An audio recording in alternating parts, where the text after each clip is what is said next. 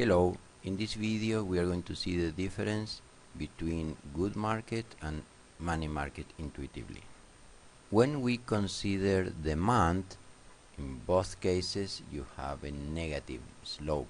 When we talk about supply, in the case of the good market, the aggregate supply has positive slope, where in the case of the money market the supply is a vertical line because there is only one supplier, which is the central bank. If this is clear enough for you, then you can directly jump to the next video. Otherwise, we are going to see this with more details. If we consider the market of apples in microeconomy, when you have a high price, then you have few quantity produced because there are few people interested in buying at this high price. Now we have lower price, then you have more quantity produced and sold because you have more people interested in buying to this lower price. And when you talk about supply, then at the lower price only few people are interested in produce and sell apples, and if you have a higher price, then there will be more people interested in producing and selling apples to this price. When we pass from microeconomy to macroeconomy, then we have to consider not only apple market, but we have to consider all of the goods and services market.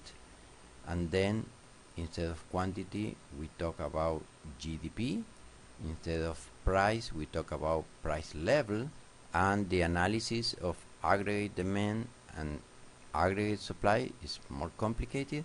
However, they keep the concept that here you have different people that behave differently in the case of the demand, and in the case of the supply the same thing. You have different people that behave differently. This is the reason why both curves have a slope, negative or positive.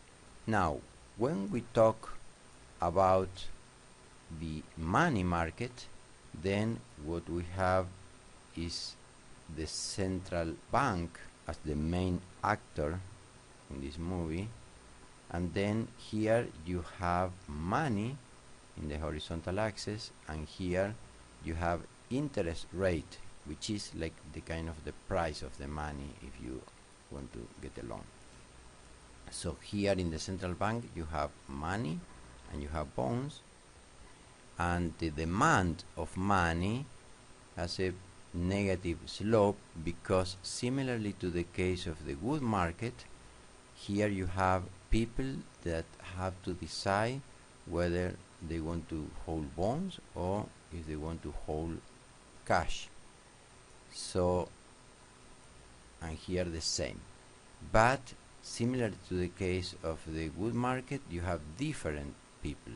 So at the high interest rate, then in this point people will be interested in holding little amount of cash because it is more convenient to hold bonds, because bonds pay good interest. So the demand of money is small. If the interest rate is very low, then you will have either the same person wanting to have more money or more persons requiring more money, and the bonds are not very attractive in this case because they pay low interest. So the demand for money in this case is this. So the concept in the case of the good market and in the case of the money market are similar.